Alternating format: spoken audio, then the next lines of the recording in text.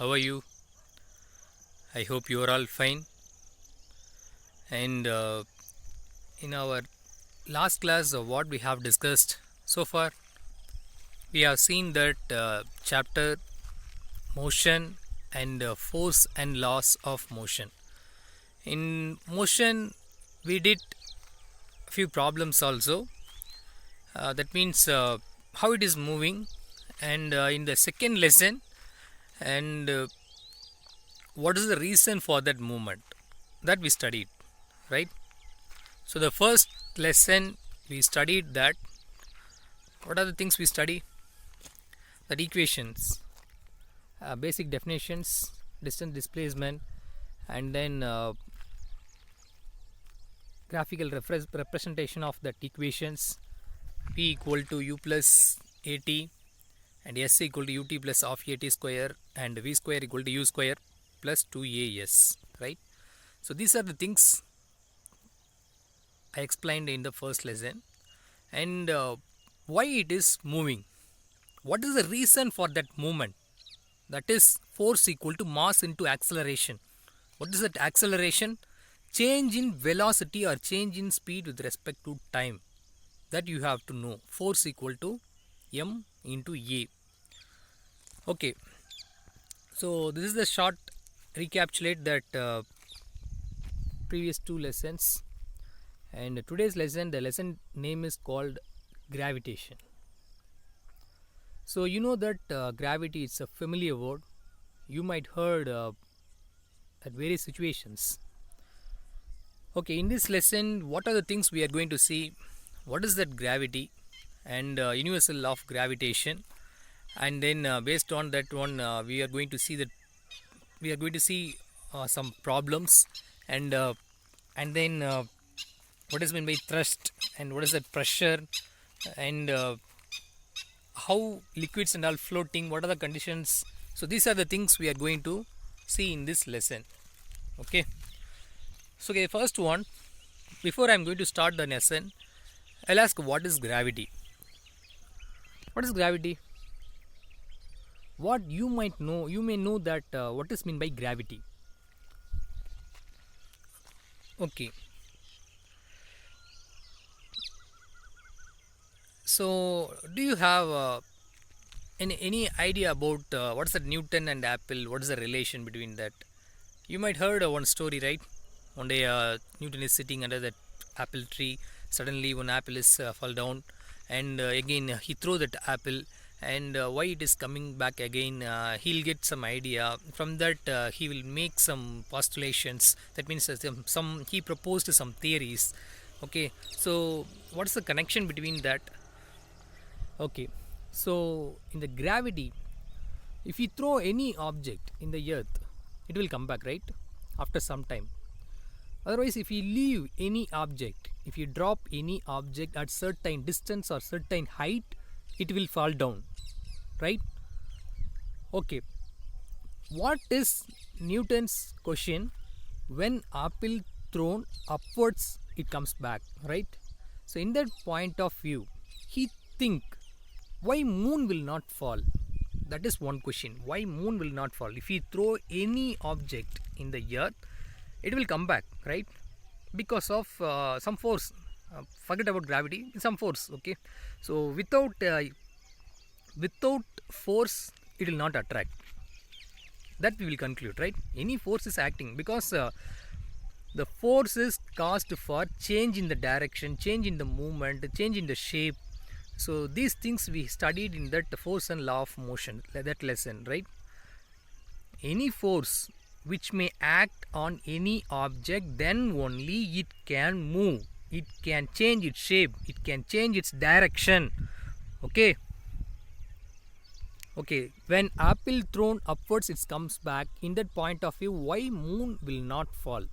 Because moon, if you look at that solar system, you know, all the planets are revolving around the sun, right? Sun and planet, why it is rotating or why it is revolving in a particular path, that is called orbit. Why it is moving in a particular orbit? without going somewhere, why it is going in a elliptical orbit. So there might be some force will be pulling that from the sun. There must be some force pulling all the planets, all that celestial objects, or all that what's called asteroid, meteorites, whatever. Okay, so there might be some pulling force. We can say that that pulling force may be a gravitational force, attractive force. Okay, so still I'm going to ask some question. What is a planet, right? You know one thing, you know that you might heard in 6th standard, planets, stars and all twinkle, planets it will not twinkle, planet it will not produce its own light, and it will not deliver the heat.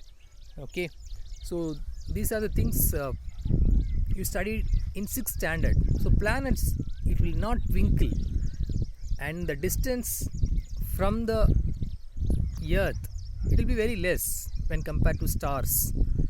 Okay, so it will observe, it simply it's act as a mirror. It will observe the light and it will reflect the light.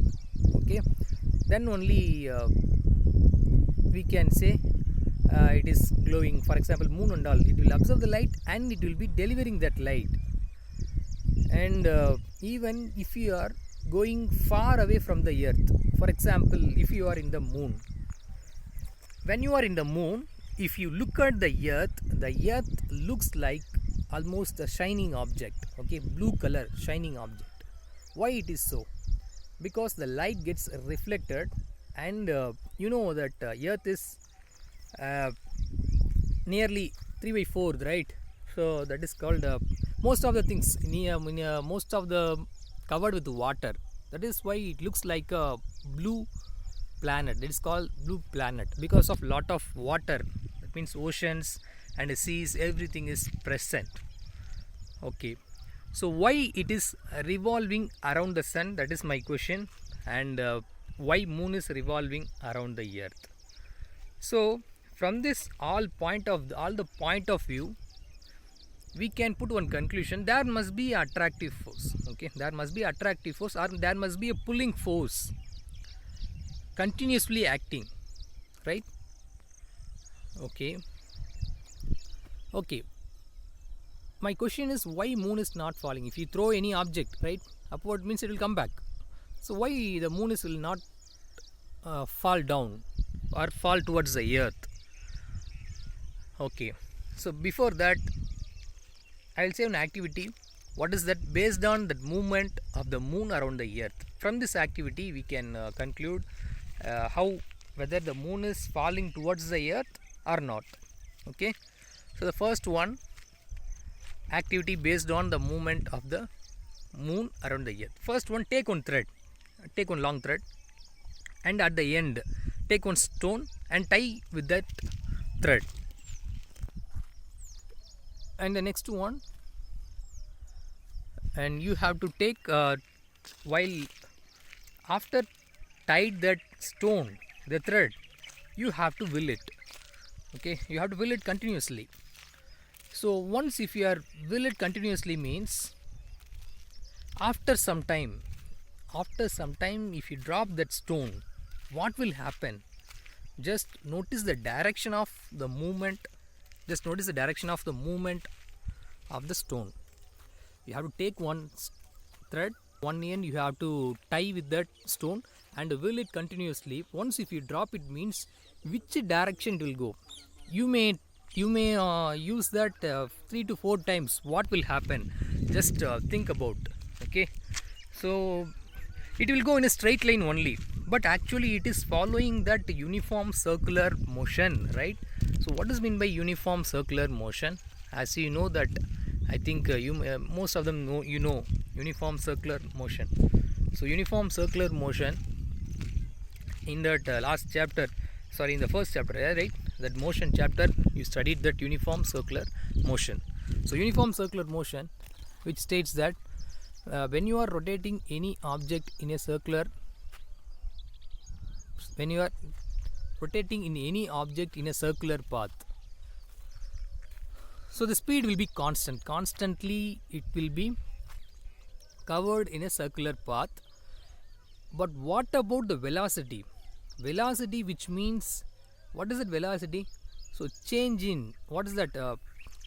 Here we can write velocity, that displacement divided by time, right? Displacement. How the displacement can be varying. And velocity is a vector quantity, as you know. Because of velocity may vary due to the change in direction or change in the magnitude with respect to time. Okay, speed is constant, that means magnitude will be constant. So what about the direction of the movement?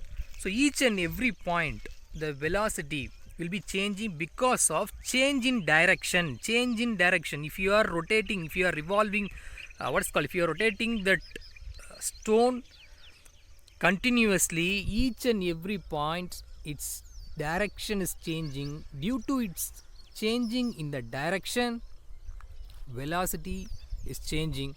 So due to change in velocity, what will happen? Whenever the change in velocity may happen with respect to time, what will produce? That is called acceleration. Okay, so acceleration means what? You know that change in speed with respect to time or change in velocity with respect to time. So acceleration is possible. Sir, where sir that acceleration is acting? That acceleration is acting towards the center. Towards the center. When you are whirling that stone with the help of thread, so towards each and every point it will change its velocity, and due to that change in velocity, acceleration is possible. That acceleration is called centripetal acceleration. That centripetal acceleration will be acting towards the center. You just remember that, towards the center will be acting. So due to that acceleration only, continuous force is acting. Okay, and due to that acceleration, due to that centripetal acceleration, the force is possible reason. Okay. So from this, what is your observation? I observed that if you leave that any one point means it will go in a straight line only. Any point, if you leave it, it will go in a straight line only. Why it will go in a straight line? So whenever you just remember that, whenever if you are revolving or if you are rotating any object, suddenly if you left that object, it will go in the tangential direction. Tangential to direction to that point. Which point you are leaving from that, it is called tangential direction. Sir, what is mean by tangential direction? Okay, so I'll explain that what is mean by tangential line or tangential direction, tangential line or centripetal and centripetal acceleration. Okay, so tangential line, which means that when a straight line, okay, when a straight line meets at the circle at only one point, it is called tangential line. Okay, if you have draw one circle and you just put one line, the line should be touched at only one point on the circle, that is called tangential line. Okay, see, look at this one. Here I draw one circle, so in that A and B, okay, so it will be touching at only one point, that is called tangential line. Okay, you can draw anywhere, any corner you can draw. So this is called tangential line. Okay, so next one we will see that universal law of gravitation. Okay, universal law of gravitation. You just know that what is that universal law of gravitation. See, one thing you have to know, in the earth if you throw any object, it will attract. Okay, that is a earth property. Okay, so not only in the earth property, it's a universal property. Okay, if you look at that, any planet, any celestial object, if you have taken, every object in the universe attracts every other object. For example, if I am standing here, means I am holding the mobile, so there must be some attractional force will be there. Okay, each and every object, if you have taken any two different objects, between that there must be a attractive force will be acting. It's a universal property. So every object in the universe attracts every other object with a force, with some force which should be directly proportional to the product of the mass. Suppose if I am standing there, means what is my mass and what is this mobile mass?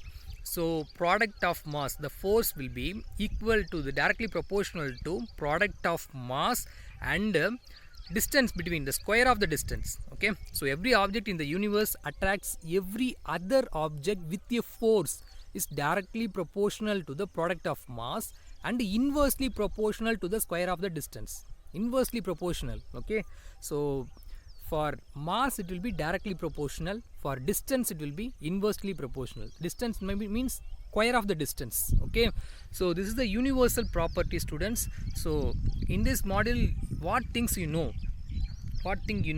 so you have to know what is the gravitational forces. Generally it is called attractive force. It is not only the property of earth alone, it is a universal property.